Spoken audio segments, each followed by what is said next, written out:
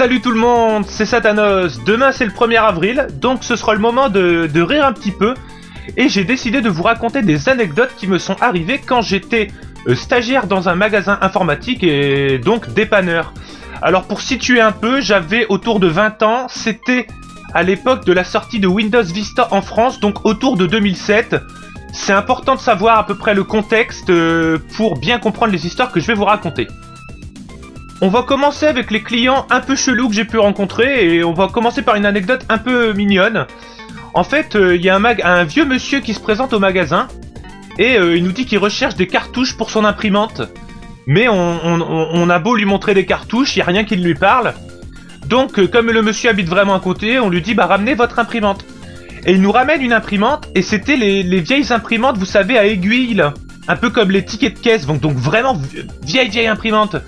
On lui dit bah désolé, on est en 2006-2007, ça se vend plus quoi.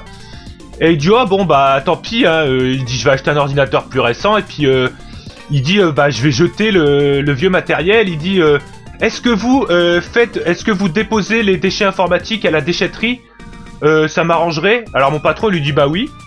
Et en fait bah il se trouve que il a ramené l'ordinateur avec l'écran et c'était un IBM PS1 avec un écran de 13 pouces, donc un vieux micro-ordinateur.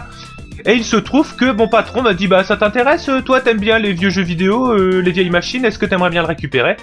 Il se trouve que j'ai récupéré cet IBM PS1 avec l'écran fonctionnel, il y a juste la courroie de la disquette qui est pétée.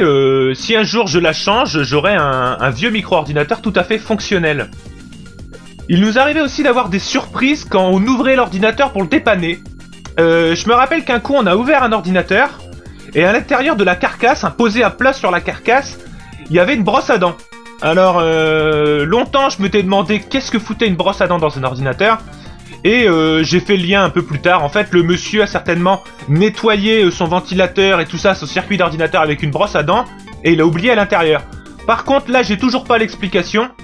Quelques semaines plus tard, j'ouvre un ordinateur et dedans, il y avait une demi-baguette de pain rassis. Si, je vous jure, une demi-baguette de pain.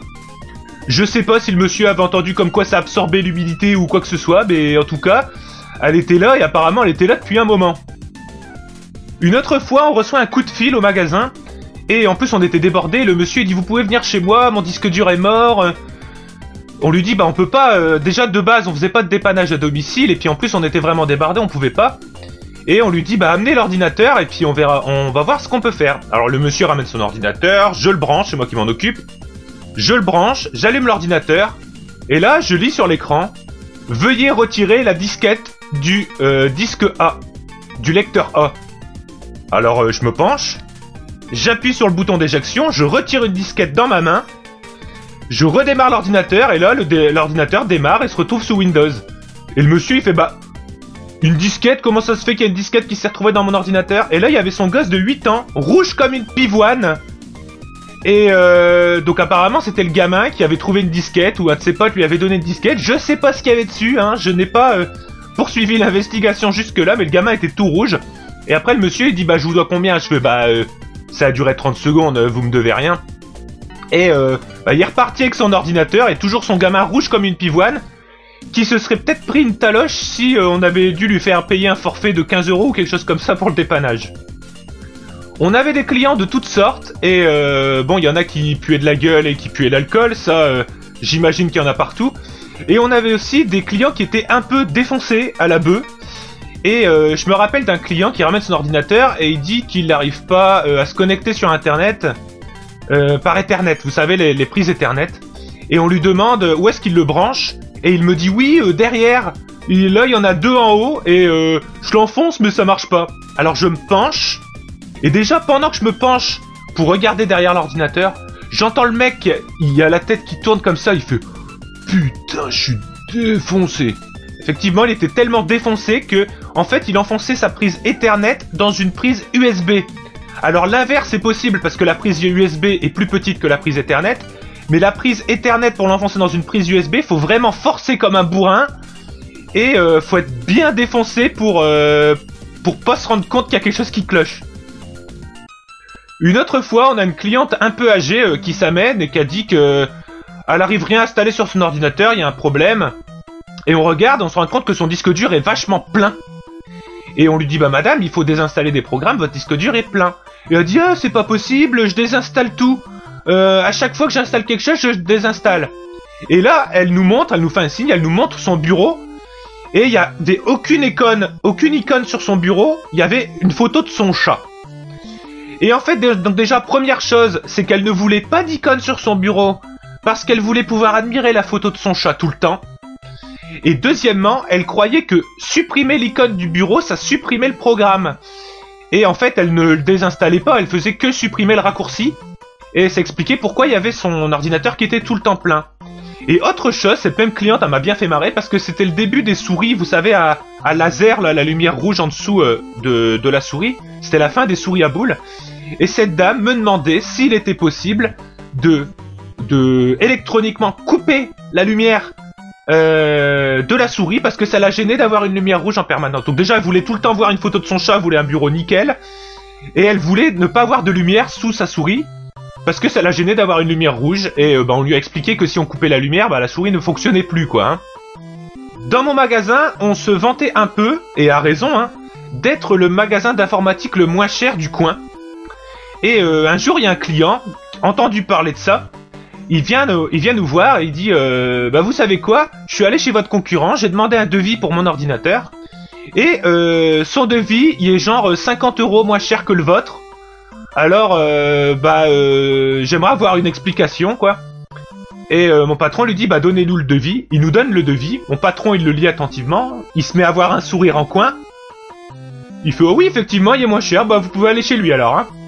Il fait non mais expliquez-moi Il fait effectivement, mon concurrent a fait le devis, mais il a oublié de compter la carte mère.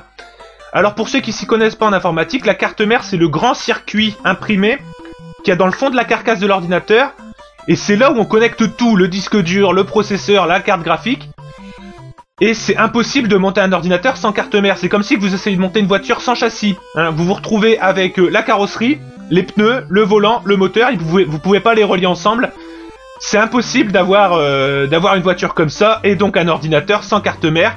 Effectivement, avec 50 € de moins, c'est facile d'être moins cher. Là, je vais parler d'un client qui m'a bien fait chier pendant tout mon stage. En fait, à la base, alors je vous ai déjà dit, on faisait pas spécialement de dépannage à domicile, c'était pas prévu. Mais il arrivait dans des circonstances exceptionnelles qu'on y aille. Alors une fois, je crois que c'était un jeudi matin, je pars avec mon patron dans la ville d'à côté. Et on va voir un vieux monsieur. Et mon patron déjà il dit attention, ce monsieur il est un peu collant, un peu chiant. Donc on va chez ce monsieur pour lui installer je ne sais plus quoi, le connecter à internet, enfin quelque chose comme ça. On va chez ce monsieur. Et déjà ce monsieur avait eu la bonne idée d'installer sa Livebox dans son grenier au 3e étage, si je dis pas de bêtises. Et son ordinateur portable par contre était au rez-de-chaussée. Et comme on a un peu galéré à connecter en Wi-Fi son ordinateur portable, en plus ça captait pas forcément bien parce que vous vous rendez compte il y avait beaucoup de distance quoi entre l'ordinateur et la Livebox. C'était moi qui devais aller à la Livebox en montant une échelle, je vous jure que c'est vrai. Je devais noter le code Wi-Fi, je devais redémarrer la Livebox quand il fallait, etc. Aller voir si ça clignotait. Et à chaque fois je devais remonter une échelle et redescendre une échelle. Et ensuite, je dis à mon patron, c'est marrant, ce monsieur, il a un nom de famille. Il est peut-être de ma famille, du côté de ma mère, de façon éloignée. Et je lui dis ça, et malheureusement, mon patron, il lui dit, hein. Et le monsieur, effectivement, il fait ses petites recherches de généalogie, et il se rend compte qu'il est de ma famille, du côté éloigné, du côté de ma grand-mère. Et du coup, depuis, j'étais son pote. À chaque fois qu'il venait au magasin, il venait me voir moi, il me racontait sa vie. Si j'étais dehors avec mes écouteurs en train de fumer ma cigarette, j'enlevais mes écouteurs parce qu'il me racontait sa vie et il me disait « Ah, faut pas fumer, vous savez, moi j'ai fumé, voilà. » Il me lâchait pas. Et le point d'orgue de cette relation avec ce client, c'est qu'un jour, alors que j'étais en stage, il y a une énorme tempête dans ma ville, dans le Nord-Pas-de-Calais, il y a une énorme tempête et il y a une panne de courant généralisée. Il y a même, on avait les tuiles du magasin d'en face qui tombaient en fait, qui tombaient sur le trottoir. Et il y a une porte de garage automatisée qui s'est arrachée, vraiment une grosse tempête et une énorme panne de courant. Donc on attend 1 heure, 2 heures, le courant ne revient pas. Mon patron il commence à dire écoute, tu pourras rentrer chez toi parce qu'on fait de l'informatique, qu'est-ce que tu veux qu'on fasse dans le noir en plus, sans courant. Et là, je vous jure que c'est vrai, il n'y avait pas de client qui venait, hein. Et là, il y a un client qui tape. On va ouvrir. Et là, il y a le vieux monsieur en question, qui était de ma famille. Il arrive. Et il dit oui, j'aurais besoin de conseils sous Microsoft Word, sous Excel. Alors déjà, en plus, on faisait pas du conseil, on faisait pas de la formation, hein. Mais bon, comme c'était un bon client, on essayait de répondre à ses questions. Et moi, je me dis, bah, il est bien malin, lui, de se pointer pendant une panne de courant pour avoir des conseils informatiques. Et il sort son ordinateur portable chargé à fond. Et je me suis retrouvé, au lieu de rentrer chez moi, dans le noir, pendant 1 heure, à faire des conseils informatiques, à apprendre des formules Excel et comment bien formater son texte sous Microsoft Word, à ce vieux monsieur. Et ensuite, après, j'ai pu rentrer chez moi. Alors là, on va passer à la deuxième partie de la vidéo. Comment vous dire ça? Quand on rentre dans l'ordinateur de quelqu'un, on rentre dans son intimité. Et l'intimité... vraiment l'intimité. C'est-à-dire... le porno, ça a fait un vrai boom depuis, mais à l'époque, c'était déjà bien ancré dans les mœurs. J'ai pas mal de petites anecdotes à vous raconter là-dessus. Alors la première, c'était un monsieur d'un certain âge qui venait parce que son disque dur était défaillant. Il était en fin de vie, son disque dur, clairement. Et en fait, nous, donc, on lui a acheté un nouveau disque dur et on devait faire un ghost, comme on disait. Un ghost, c'est un clone de son ancien disque dur pour l'installer sur le nouveau disque dur. Et comme son disque dur était extrêmement défaillant, le clonage, il a pris genre 3 jours, hein, 72 heures. C'était très très long parce que le disque dur, il avait beaucoup de mal. Donc on le laissait tourner en arrière-plan, enfin, dans la boutique, en arrière-boutique, on le laissait tourner pour faire le clone. Et la particularité de Norton Ghost, hein, le nom du logiciel, c'est qu'on voyait le nom du fichier en cours de copie. Et le monsieur avait des centaines de gigas de porno. Alors c'était devenu une petite blague entre moi et mon patron. Régulièrement, toutes les heures, toutes les 2 heures, on allait voir. On disait, tiens, quel fichier est en train de se copier? Est-ce que c'est lesbienne en chaleur 2 ou jeune étudiante recherche première expérience? C'était quelque chose comme ça. On avait le nom de tous les pornos qui passaient comme ça. Et le monsieur a dû être bien content parce que le clonage a réussi. Il a récupéré un ordinateur tout neuf avec un disque dur tout neuf, quoi. Et avec ces centaines de gigas de porno qu'on ne lui a pas effacé. Pourtant, on aurait gagné peut-être 2 jours de copie, quoi. Hein. Alors une autre fois, il y a un monsieur d'un certain âge, pas très agréable d'ailleurs, assez ronchon, qui vient, et c'était à peu près le même genre. Lui, on devait lui réinstaller son système ou changer de disque dur. Et dans ce cas-là, le patron, il me mettait de mon côté, et il disait, dites à Loïc, hein, mon prénom c'est Loïc, hein, je m'appelle pas Satanos dans la vraie vie, j'espère que vous vous en étiez rendu compte. Il dit, allez voir Loïc, et il va vous sauvegarder les fichiers principaux pour la nouvelle installation.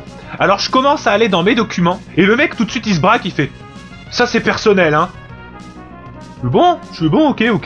Je dis, bon bah dans ce cas-là, je vais copier entièrement tous les documents, les mettre de côté, puis on vous les remettra comme ça. Et je lance la copie. Pendant ce temps-là, le monsieur, il part discuter avec mon patron. Et moi, je vois la copie Windows qui avance, et le nom des dossiers qui passent. Et là, je vois des centaines de dossiers, enfin des centaines, j'exagère un petit peu, mais peut-être des dizaines de dossiers de photos avec une date, qui étaient intitulés, par exemple, Soirée libertine du 10 décembre chez Josiane. Donc le monsieur était d'un certain âge, mais apparemment il avait encore des amis proches. Alors une fois, on reçoit un ordinateur bourré de virus, vraiment bien bloqué, quoi. Donc on fait une réinstallation et on récupère, comme dans l'anecdote précédente, on récupère tous les documents pour que le client il ne perde pas ça. Donc on fait, tout se passe bien, on récupère nos documents, on fait la réinstallation, on remet les documents, on rend l'ordinateur à la famille. La famille elle revient nous voir une semaine après, et puis ils nous disent comme ça en rigolant, tiens c'est marrant, dans tous les dossiers, tous les fichiers que vous nous avez recopiés, il y avait énormément de photos porno gays. Ah. Puis là en fait, mon patron il m'a expliqué après que en fait il y avait un jeune fils dans la famille qui avait 13-14 ans, qui apparemment découvrait sa sexualité. La famille n'était pas au courant, on n'allait pas l'afficher, hein. On n'allait pas faire son coming out. Et nous, on a trouvé une pirouette, on a dit « Ah ouais, mais votre ordinateur était tellement plein de virus que forcément, ça a téléchargé des fichiers porno, des fichiers illégaux. C'est normal que vous retrouviez ça dans votre ordinateur, hein. C'est pas de votre faute. Voilà, on a couvert le gamin, quoi. Et c'est vrai que nous, on s'est pas rendu compte. On a copié directement les dossiers, on n'a pas regardé ce qu'il y avait dedans, hein, ça nous regarde pas. Et voilà, la famille n'était pas au courant, c'était pas à nous de le dire de toute façon. Alors ça, c'est une anecdote que mon patron m'a racontée. Moi, je ne l'ai pas vécu. Mais il y a les gens qui téléchargent du porno, mais il y a le cran au-dessus. Il y a les exhibitionnistes. Un jour, mon patron reçoit un jeune couple de genre 30 ans. Et ils disent qu'ils ont un problème avec leur ordinateur. Et mon patron va brancher l'ordinateur derrière. Donc heureusement, parce qu'en plus, à une période, on faisait cybercafé pour les jeunes qui jouaient à Call of Duty, tout ça. Là, mon patron, il le branche ça un peu à l'arrière. Donc c'était pas visible des clients, heureusement. Il allume l'ordinateur s'allume, et là, le fond d'écran, c'était la dame du couple, complètement nue, les jambes écartées, en fond d'écran. Alors mon patron, il est un peu... Et là, il regarde le couple, et le couple, non mais il sourcillait même pas, quoi, normal, enfin... Et je suis même pas sûr que leur ordinateur avait vraiment un problème, c'était juste des exhibitionnistes qui voulaient montrer leurs photos, quoi. La dernière anecdote, la plus croustillante, si vous êtes habillé avec moi, je vous l'ai déjà raconté, forcément. C'est difficile à croire, mais même si c'est une vidéo que je fais dans le cadre du 1er avril, c'est pas un gag, hein. Toutes ces anecdotes sont vraies, le but de cette vidéo c'était de vous faire rire. Il n'y a pas de piège, il n'y a pas de gag, il n'y a pas de mensonge. Alors, on reçoit un coup de fil au magasin d'une dame qui nous dit qu'elle a un gros problème avec son ordinateur, qu'elle n'a plus de son. Alors on lui dit de le ramener au magasin, et en plus elle habitait pas loin. Hein. Elle dit non, je ne peux pas, franchement faites venir quelqu'un, je ne peux pas venir au magasin. Alors mon patron, comme ça arrivait dans ces cas-là, quand il y avait quelqu'un qui insistait vraiment pour avoir un dépannage à domicile, il m'envoyait, moi, le jeune stagiaire de 19-20 ans. Alors je vais au domicile de cette dame, elle était à 50-100 mètres du magasin, elle était vraiment pas loin. Je sonne. Et là, il y a une dame de 45 ans qui m'ouvre, avec des barésilles, une mini-jupe en cuir, sur le canapé, il y a des cuissardes. Ok, je ne juge pas, je sais pas ce qu'elle faisait. En plein après-midi, hein, pendant que les enfants étaient à l'école, parce qu'il y avait des photos des enfants partout dans le salon. Ok, je ne juge pas, je fais bon bah je suis le dépanneur, je viens pour regarder votre problème de son. Elle dit bah suivez-moi, et là on monte 2 escaliers. Donc elle monte comme ça, là, elle monte l'escalier avec moi derrière. Hein. Et on arrive donc au 2e étage, au niveau de l'ordinateur, elle allume l'ordinateur. Déjà, première chose, je vois que le son a été mis sur muet dans Windows. Il y avait c'était coché comme ça, muet. Donc je décoche, je lance un fichier, toujours pas de son. Je me penche derrière l'ordinateur et je vois que quelqu'un avait débranché la prise des enceintes, des haut-parleurs, et l'avait branché dans la prise micro. C'est extrêmement louche déjà. Le son était sur muet et en plus, bon là, c'est pas une fausse manip, il y a vraiment quelqu'un qui a débranché les enceintes pour le mettre dans la prise casque, ce qui explique que le son ne fonctionnait pas. Alors je remets dans la prise jack des enceintes et là le son fonctionne. C'était très fortement, à mon avis, c'était une... j'ai des gros soupçons que c'était une fausse panne. Elle avait fait ça pour faire venir un dépanneur chez elle. Alors elle me dit, oh c'est super gentil, enfin c'est ça aussi qui me confirme qu'à mon avis c'était une fausse panne. Hein. La dame me dit, oh c'est super gentil d'être venu, de vous être déplacé pour bois, pour un si petit détail, une si petite bêtise. Franchement j'aurais pas su le réparer moi-même, combien je vous dois? Je fais bah vous me devez rien, ça a duré 5 minutes, je rentre au magasin et puis voilà quoi, c'est pas grave. Hein. Et puis là elle me regarde dans les yeux puis elle fait vraiment et alors je peux rien faire pour vous? En me regardant dans les yeux. Je fais non c'est bon, c'était rien, ça m'a pas dérangé, je retourne au magasin, je suis parti. Donc à mon avis cette dame elle se sentait un peu seule certaines après-midi et bon à défaut d'appeler un livreur de pizza, parce que là elle a peut-être fait aussi hein, elle a tenté le coup du jeune dépanneur informatique et bon bah moi ça m'intéressait pas du tout hein. Voilà, j'espère que cette vidéo vous a plu et que je vous ai fait rire. Je vous en ferai peut-être de temps en temps comme ça quand j'ai des anecdotes à vous raconter. Si ça vous plaît, hein, n'hésitez pas à le dire dans les commentaires. En tout cas, je vous remercie d'avoir regardé cette vidéo. Bonne journée, bonne soirée, bonne nuit, et à bientôt!